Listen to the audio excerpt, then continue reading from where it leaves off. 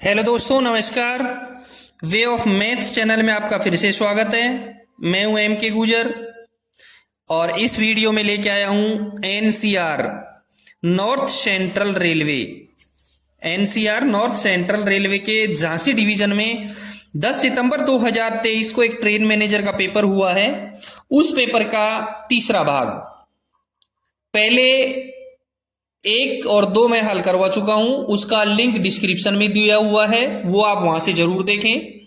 और इस पेपर में 110 क्वेश्चन है, जिसमें से 61 नंबर के क्वेश्चन के साथ इस वीडियो में आया हूं।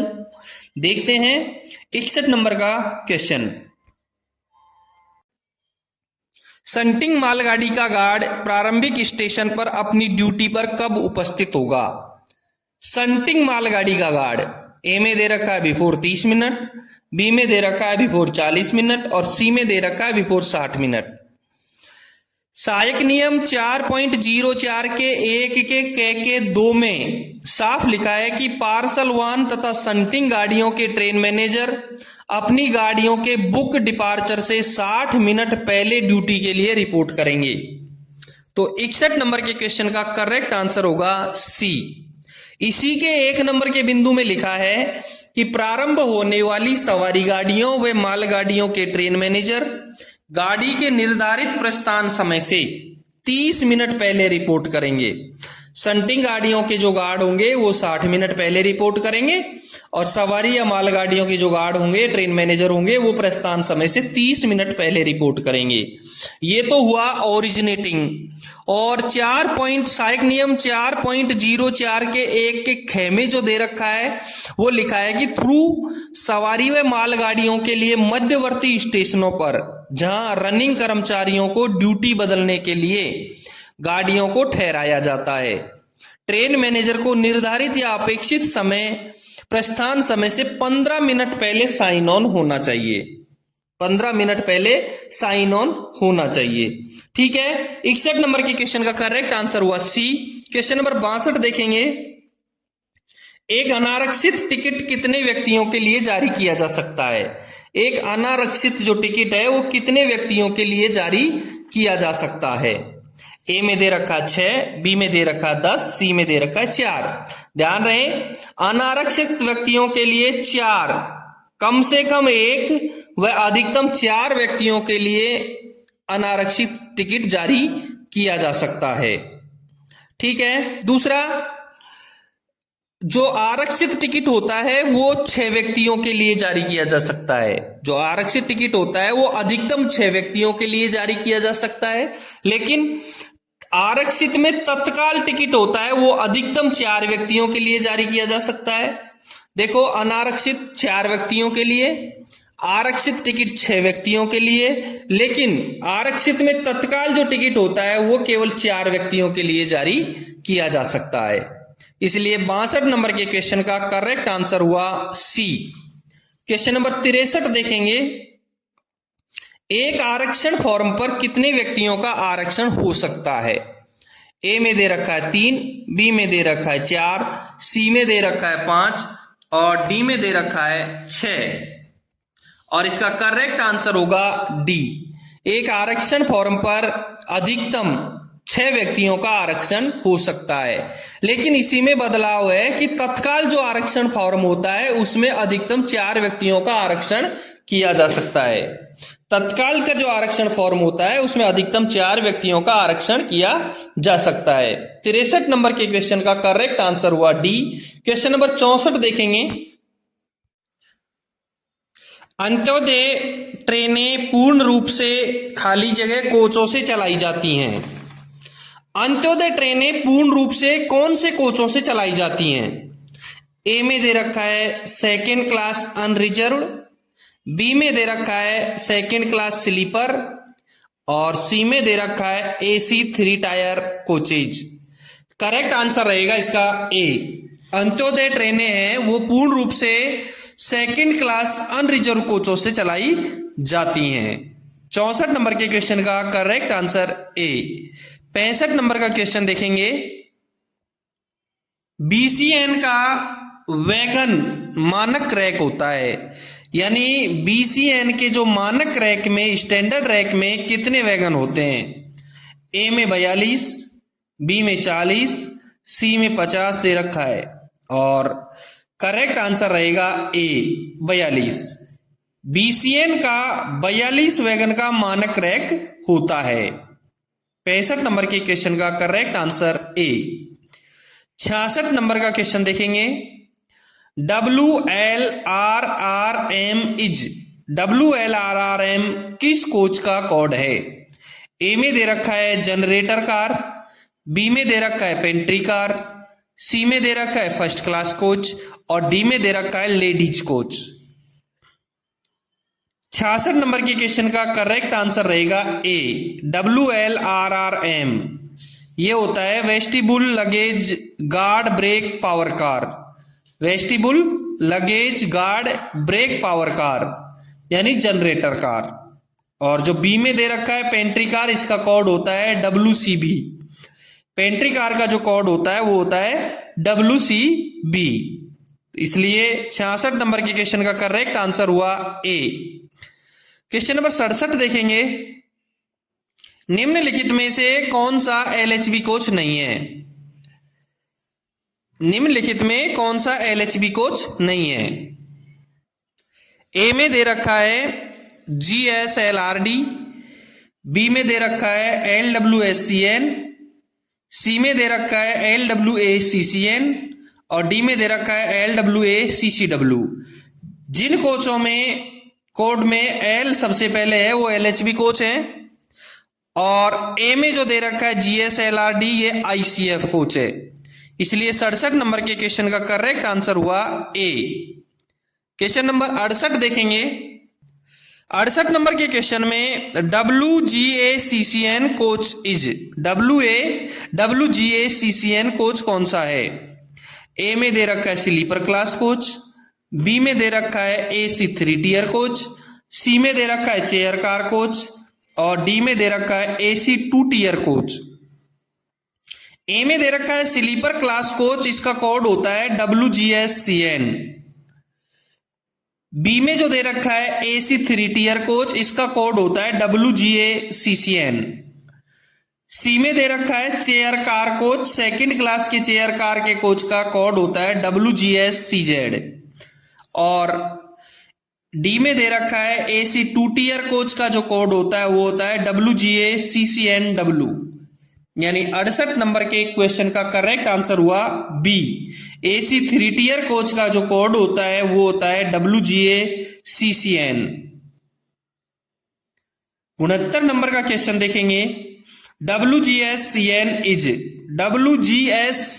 इज, ए में दे रखा है 2 tier sleeper class coach, B में दे रखा है 3 टियर स्लीपर कोच और सी में दे रखा है चेयर कार, डी में दे रखा है फर्स्ट AC कोच। ए में जो दे रखा है 2 tier sleeper class coach, B में जो दे रखा है 3 tier sleeper coach. Correct answer रहेगा इसका बी। 3 टियर स्लीपर कोच का कोड होता है WGSCN। सी में दे रखा है चेयर कार, सेकंड क्लास के चेयर कार का जो कोड होता है वो होता है WGSCZ और फर्स्ट AC कोच का जो कोड होता है वो होता है WGFAC। ठीक है। 70 नंबर का क्वेश्चन देखेंगे। BTPN वैगन कौन सा है? ए में दे रखा है टैंक वैगन, बी में दे रखा है होपर वैगन, सी में दे रखा है कवर्ड वैगन और डी में दे रखा है कंटेनर वैगन। मैं आपको इनके कुछ उदाहरण बता देता हूं। टैंक वैगन में कौन कौन से होते हैं? BTPN, BTPG, LN, AL और FLG और BTFLN, ये होते हैं टैंक वैगन। इसलिए 70 नंबर के क्वेश्चन का करेक्ट आंसर होगा ए। बी में जो दे रखा है होपर वैगन, BOBRN और BOBYN, ये होते हैं होपर वैगन। और कुछ कवर्ड वैगन में बता देता हूं। कवर्ड वैगन में होते हैं BCNAHS, BCBFG, BCACM, BCNHL, BCCW, BCCN, ये होते हैं कवर्ड वैगन। कुछ वैगन कंटेनर वैगन बता देता हूं। BLCA, BLCB, और BLCAM। 70 नंबर के क्वेश्चन का करेक्ट आंसर हुआ ए। 71 नंबर के क्वेश्चन में बॉक्स वैगन है। ए में दे रखा है टैंक वैगन, बी में दे रखा है ओपन वैगन, सी में दे रखा है कवर्ड वैगन और डी में दे रखा है कंटेनर वैगन। बॉक्स वैगन कौन सा है? अभी आपको बताया था 70 नंबर के क्वेश्चन में बॉक्स वैगन ओपन वैगन है। बॉक्स वैगन कौन सा वैगन है? ओपन वैगन है। ओपन वैगन में कौन कौन से वैगन आते हैं?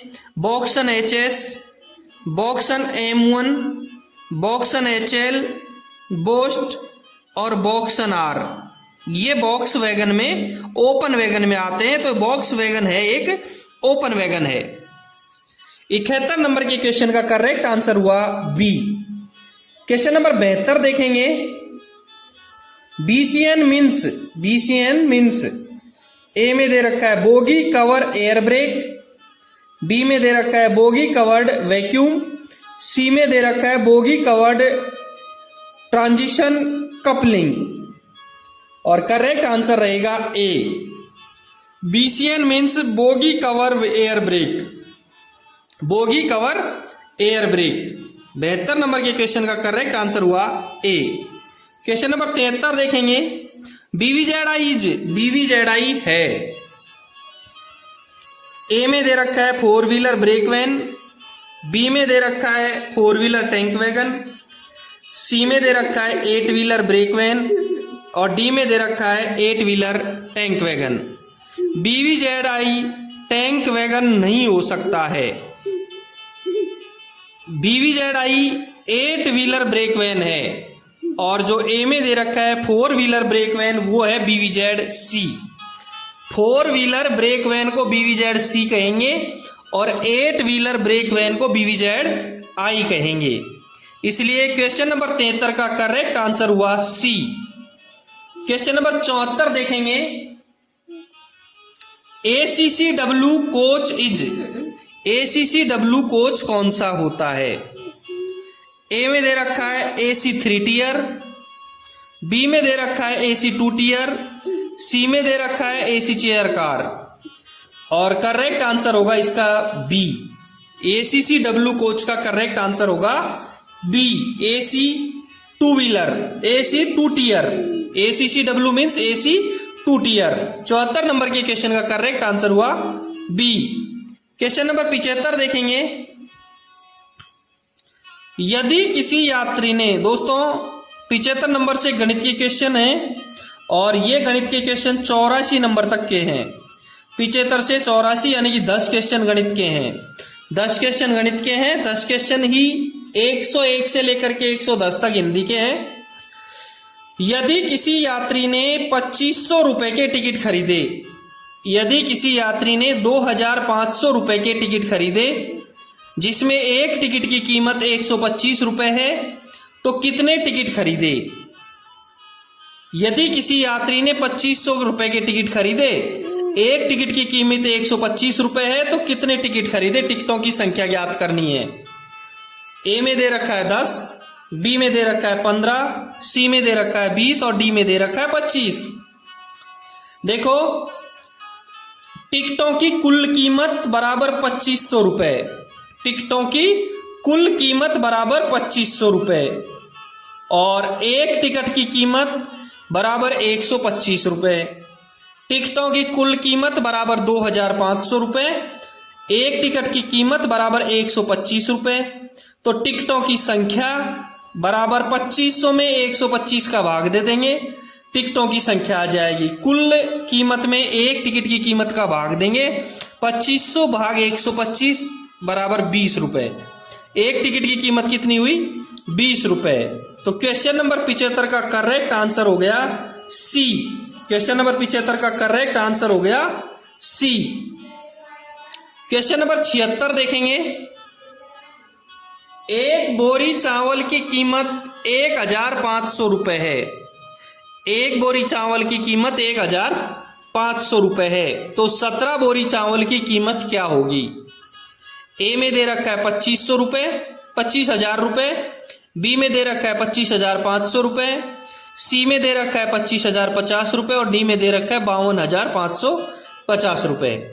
देखेंगे, एक बोरी चावल की कीमत बराबर 1,500 रुपए, एक बोरी चावल की कीमत 1,500 रुपए और 17 बोरी चावल की कीमत क्या होगी? यानी बोरियों की संख्या बराबर 17, एक बोरी चावल की कीमत बराबर 1,500, बोरियों की संख्या बराबर 17, तो 17 बोरी चावल की कीमत बराबर 1,500 गुणा 17 बराबर 25,500, 25,500। करेक्ट आंसर हो गया 76 नंबर के क्वेश्चन का बी, 25,500 रुपए।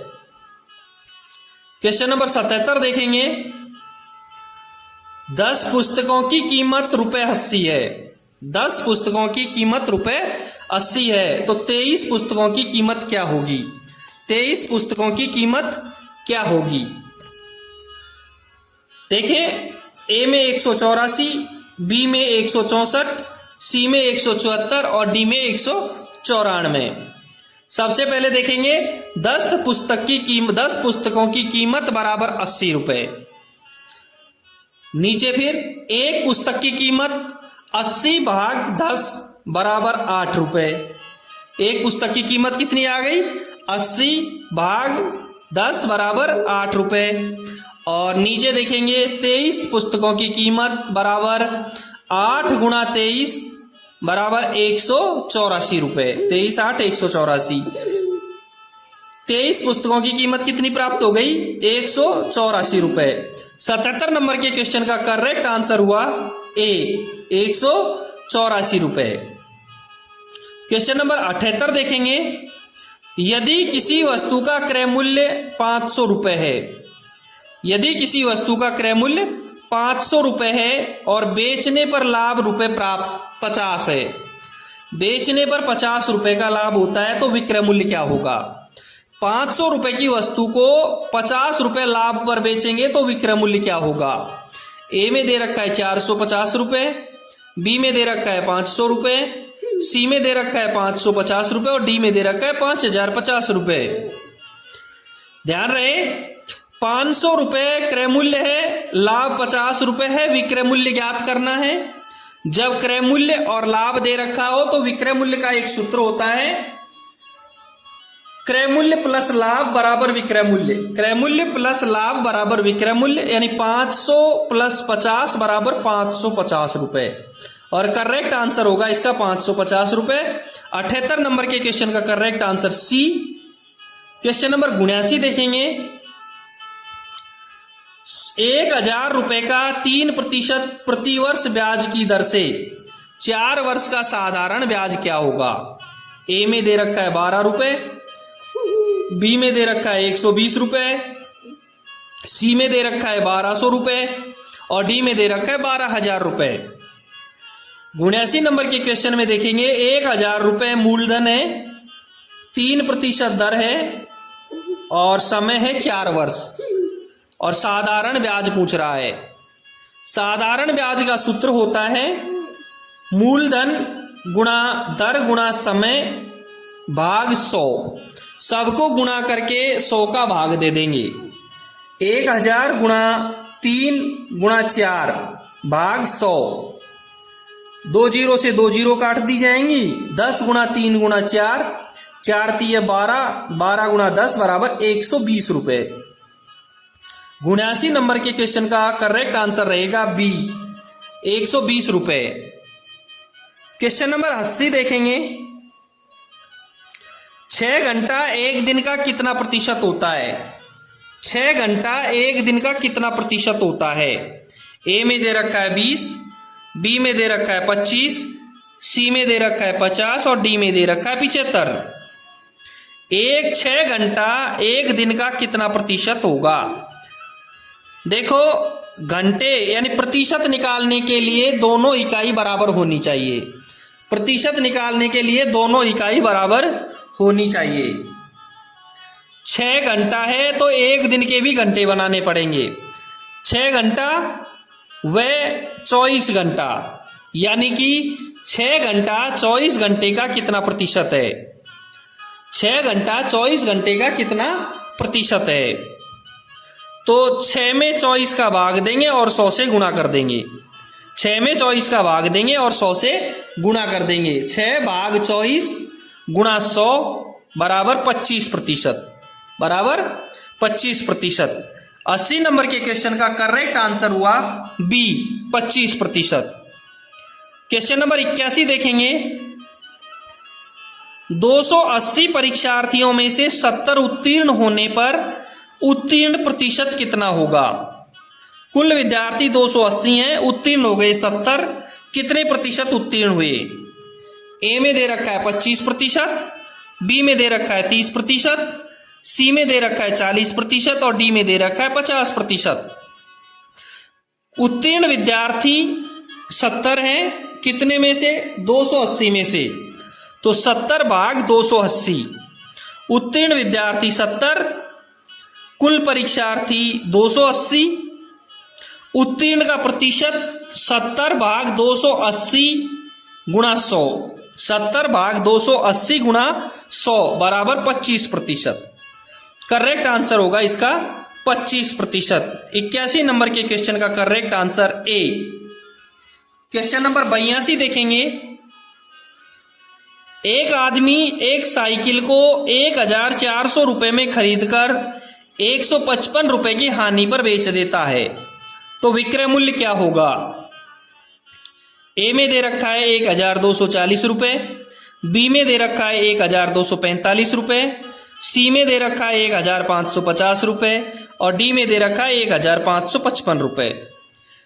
खरीद कर साइकिल का क्रय मूल्य बराबर 1400 रुपए, हानि बराबर 155 रुपए, तो विक्रय मूल्य बराबर क्रय मूल्य माइनस हानि, यानी कि 1400 माइनस 155 बराबर 1245 रुपए। 82 नंबर के क्वेश्चन का करेक्ट आंसर हुआ बी। क्वेश्चन नंबर 83 देखेंगे। 83 नंबर के क्वेश्चन में है 0.5 गुणा 0.4 गुणा 0.3 गुणा 0.2, इसका हल क्या होगा? ए में दे रखा है 120, बी में दे रखा है 0.12, सी में दे रखा है 23 और डी में दे रखा है 0.012, 0.012। 0.5, 0.4, 0.3 और 0.2 इनको सबको गुणा करना है, इनको सबको गुणा करना है। सबसे पहले हम जो अंक हैं उनमें देखेंगे 5, 4, 3 और 2। 5 गुणा 4 गुणा 3 गुणा 2, 5 गुणा 4 गुणा 3 गुणा 2। 5 को 4 से गुणा करेंगे 5 चौके 20, 20 को 3 से गुणा करेंगे 60 और 60 को 2 से गुणा करेंगे 120। 120 लिख दिया। अब ऊपर की संख्या में सब में यानी 4 संख्या है, 4 संख्या में एक एक अंक छोड़ करके दशमलव लगा रखा है। 120 में 4 अंक छोड़ करके दशमलव लगाना है, बराबर 0.0120, यानी कि 120 के पहले दशमलव लगाएंगे 4 अंक छोड़ करके, तो 1 जीरो और घट रहा है तो 1 जीरो पहले दशमलव लगाएंगे, तो इसका आंसर होगा 0.012। ये करेक्ट आंसर होगा, डी आंसर इसका सही है। क्योंकि 0.0120 होता है, लेकिन पॉइंट के बाद यदि जीरो बाद ला अंतिम जीरो होता है उसका कोई महत्व नहीं होता है, इसलिए इसका करेक्ट आंसर रहेगा डी, 0.012। 83 नंबर के क्वेश्चन का करेक्ट आंसर हुआ डी। क्वेश्चन नंबर 84 देखेंगे। 3.5 को प्रतिशत में बदलिए, 3.5 को प्रतिशत में बदलिए। ए में 35%, बी में 350%, सी में 0.35%, सबसे पहले मैं आपको बता देता हूं कि किसी भी संख्या को प्रतिशत में बदलने के लिए 100 से गुणा करते हैं। किसी भी संख्या को प्रतिशत में बदलने के लिए 100 से गुणा करते हैं और किसी भी संख्या का प्रतिशत हटाने के लिए 100 का भाग देते हैं। 3.5 को प्रतिशत में बदलना है तो 3.5 गुणा 100, 3.5 गुणा 100, 3.5 को 100 से गुणा करेंगे। यदि इसमें दशमलव नहीं होता तो गुणा करते ने पर 35 गुणा 100 करने पर 3500 आता, लेकिन एक अंक छोड़ करके दशमलव है इसलिए इसका आएगा 350.0। 3.5 को 100 से गुणा करने पर आएगा 350.0 और यही इसका करेक्ट आंसर होगा 350%। पॉइंट के बाद जीरो का कोई महत्व तो नहीं होता इसलिए 350%। 84 नंबर के क्वेश्चन का करेक्ट आंसर होगा बी। क्वेश्चन नंबर 85 देखेंगे। निलंबन क्या है? निलंबन क्या है? ए में दे रखा है मेजर पेनल्टी, बी में दे रखा है माइनर पेनल्टी, सी में दे रखा है बोथ ए एंड बी और डी में दे रखा है नॉन ऑफ दीज, इनमें से कोई नहीं। बिल्कुल करेक्ट आंसर क्या रहेगा? SF5 मेजर पेनल्टी होती है। ए में जो दे रखा है ना मेजर पेनल्टी वो होती है SF5। बी में जो दे रखा है माइनर पेनल्टी वो होती है SF11 और जो निलंबन होता है वो होता है SF1। SF1 में नियम 5.1 के तहत निलंबन आदेश होता है इसलिए निलंबन क्या है? वो होता है SF1। तो इसका करेक्ट आंसर होगा नॉन ऑफ दीज। 85 नंबर के क्वेश्चन का करेक्ट आंसर हुआ डी। 86 नंबर का क्वेश्चन देखेंगे। दोषी कर्मचारी शास्ति लगाए जाने की सूचना के बाद कितने दिनों के अंदर अपील कर सकता है? दोषी कर्मचारी शास्ति लगाए जाने की सूचना के बाद कितने दिनों के अंदर अपील कर सकता है? ए में 115, बी में 120 दे रखा है, सी में 90 और डी में 45। इसका करेक्ट आंसर रहेगा डी। दोषी कर्मचारी शास्ति लगाए जाने की सूचना के बाद 45 दिनों के अंदर अपील कर सकता है। ठीक है, 86 नंबर के क्वेश्चन का करेक्ट आंसर हुआ डी। क्वेश्चन नंबर 87 देखेंगे। इनमें से क्या सेवा पुस्तिका में दर्ज नहीं किया जाता है? इनमें से क्या सेवा पुस्तिका में दर्ज नहीं किया जाता है? ए में वेतन वृद्धि रोकना, बी में PTO रोकना और सी में निंदा, डी में चेतावनी। देखो, वेतन वृद्धि रोकना, PTO को रोकना या निंदा करना, निंदा का भी नहीं होता है लेकिन फिर भी यदि लिख दिया जाता है तो निंदा को भी सर्विस शीट में दर्ज कर दिया जाता है, लेकिन चेतावनी कभी भी सर्विस शीट में दर्ज नहीं की जाएगी। इसलिए 87 नंबर के क्वेश्चन का करेक्ट आंसर हुआ डी। 88 नंबर का क्वेश्चन देखेंगे। निम्न में कौन सा कथन रेलवे में अनुशासन एवं अपील नियमों का शीर्षक देता है? ए में अनुशासन एवं अपील नियम 1968, बी में अनुशासन एवं अपील नियम 1966, सी में दे रखा है रेल सेवक अनुशासन एवं अपील नियम 1968। बिल्कुल करेक्ट आंसर रहेगा इसका सी। करेक्ट आंसर रहेगा इसका सी, रेल सेवक अनुशासन एवं अपील नियम 1968। 88 नंबर के क्वेश्चन का करेक्ट आंसर हुआ सी। क्वेश्चन नंबर 89 देखेंगे। अनुशासनात्मक कार्यवाही पर बड़ी शास्ति जारी करने हेतु निम्न में से किस फॉर्म का उपयोग किया जाता है?